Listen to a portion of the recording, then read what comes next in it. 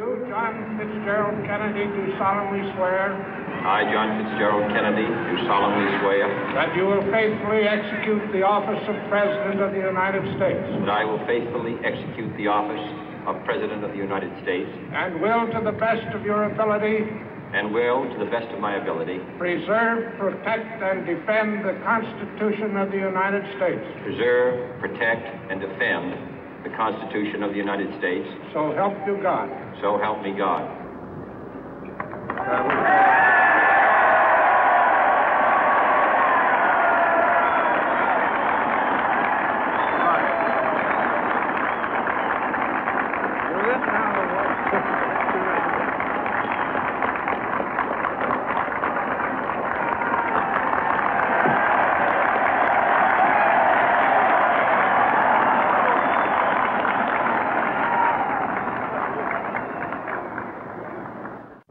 Vice President Johnson, Mr. Speaker, Mr. Chief Justice, President Eisenhower, Vice President Nixon, President Truman, Reverend clergy, fellow citizens.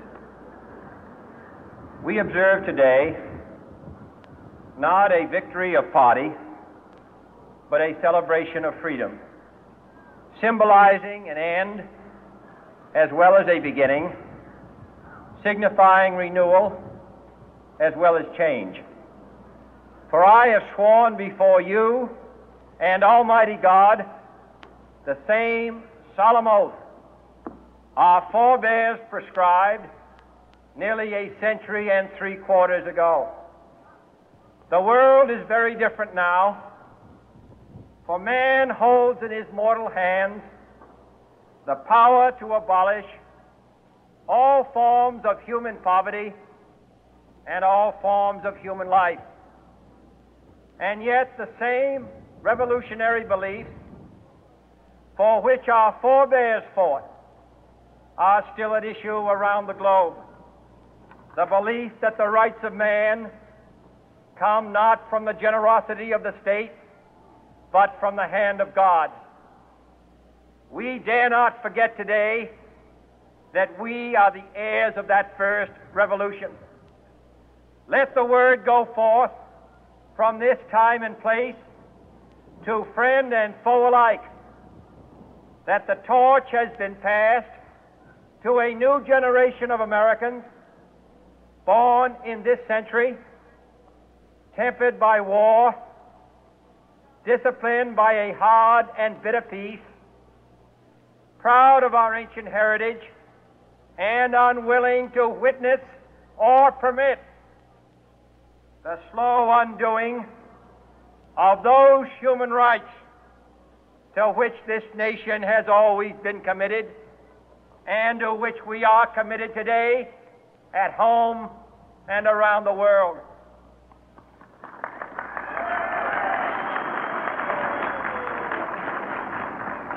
Let every nation know, whether it wishes us well or ill, that we shall pay any price, bear any burden, meet any hardship, support any friend, oppose any foe, to assure the survival and the success of liberty.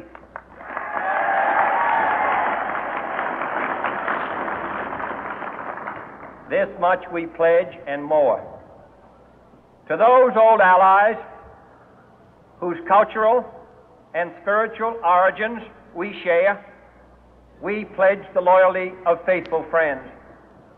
United, there is little we cannot do in a host of cooperative ventures. Divided, there is little we can do, for we dare not meet a powerful challenge at odds and split asunder. To those new states whom we welcome to the ranks of the free, we pledge our word that one form of colonial control shall not have passed away merely to be replaced by a far more iron tyranny. We shall not always expect to find them supporting our view, but we shall always hope to find them strongly supporting their own freedom, and to remember that in the past, those who foolishly sought power by riding the back of the tiger ended up inside.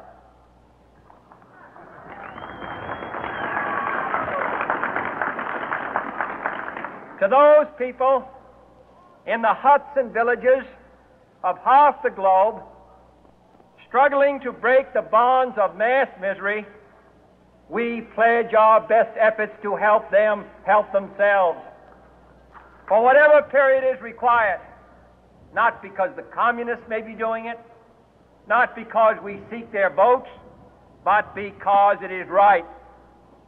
If a free society cannot help the many who are poor, it cannot save the few who are rich.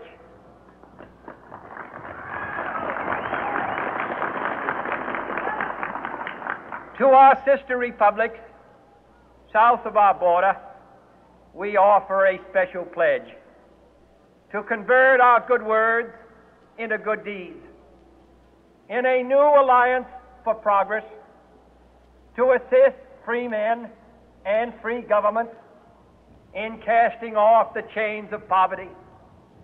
But this peaceful revolution of hope cannot become the prey of hostile powers.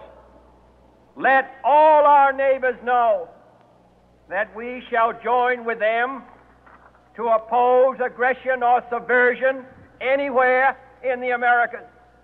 And let every other power know that this hemisphere intends to remain the master of its own house.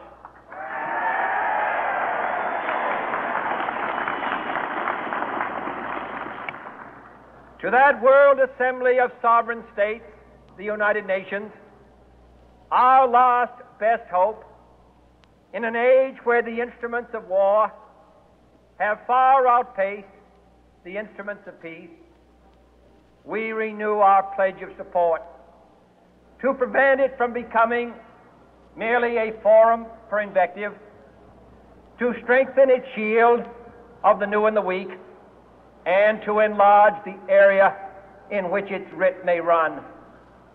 Finally, to those nations who would make themselves our adversary, we offer not a pledge, but a request that both sides begin anew the quest for peace. Before the dark powers of destruction, unleashed by science, engulf all humanity in planned or accidental self-destruction, we dare not tempt them with weakness, for only when our arms are sufficient beyond doubt can we be certain beyond doubt that they will never be employed. But neither can two great and powerful groups of nations take comfort from our present course, both sides overburdened by the cost of modern weapons, both rightly alarmed by the steady spread of the deadly atom, yet both racing to alter that uncertain balance of terror that stays the hand of mankind's final war. So let us begin anew, remembering on both sides that civility is not a sign of weakness, and sincerity is always subject to proof. Let us never negotiate out of fear, but let us never fear to negotiate.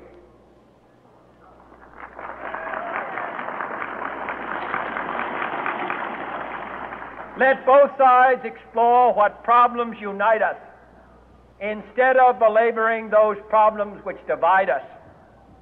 Let both sides, for the first time, formulate serious and precise proposals for the inspection and control of arms, and bring the absolute power to destroy other nations under the absolute control of all nations.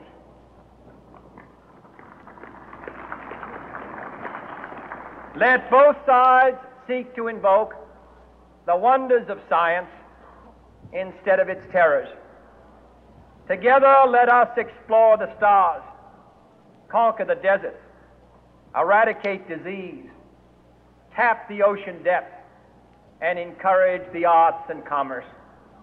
Let both sides unite to heed in all corners of the earth the command of Isaiah to undo the heavy burden and let the oppressed go free.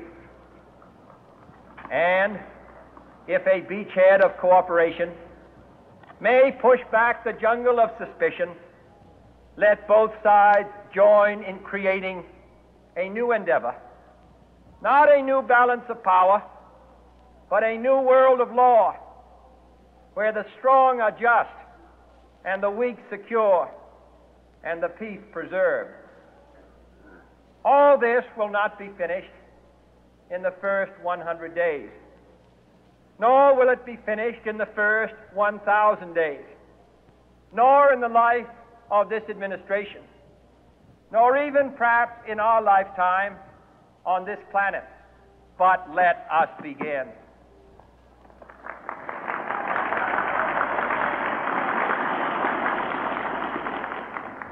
In your hands, my fellow citizens, more than mine, will rest the final success or failure of our course. Since this country was founded, each generation of Americans has been summoned to give testimony to its national loyalty. The graves of young Americans who answered the call to service surround the globe. Now the trumpet summons us again, not as a call to bear arms, though arms we need, not as a call to battle, though in battle we are, but a call to bear the burden of a long twilight struggle, year in and year out, rejoicing in hope, patient in tribulation, a struggle against the common enemies of man, tyranny, poverty, disease, and war itself. Can we forge against these enemies a grand and global alliance, north and south, east and west, that can assure a more fruitful life for all mankind? Will you join in that historic effort?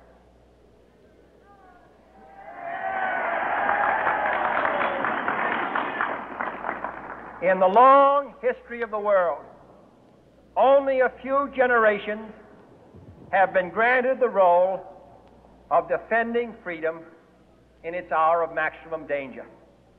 I do not shrink from this responsibility. I welcome it.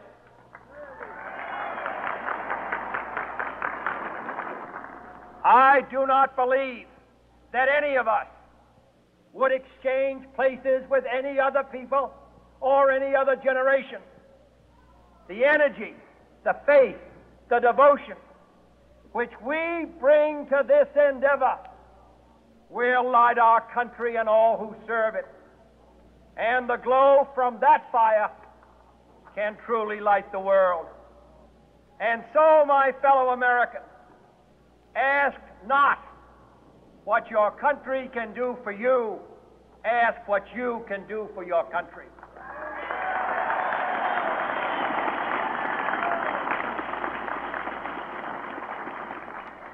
My fellow citizens of the world, ask not what America will do for you, but what together we can do for the freedom of man.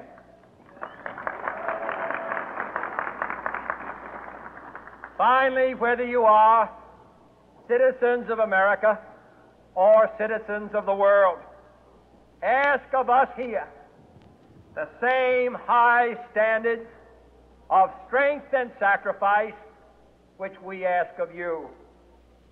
With a good conscience, our only sure reward, with history the final judge of our deeds, let us go forth to lead the land we love, asking His blessing and His help, but knowing that here on earth God's work must truly be our own.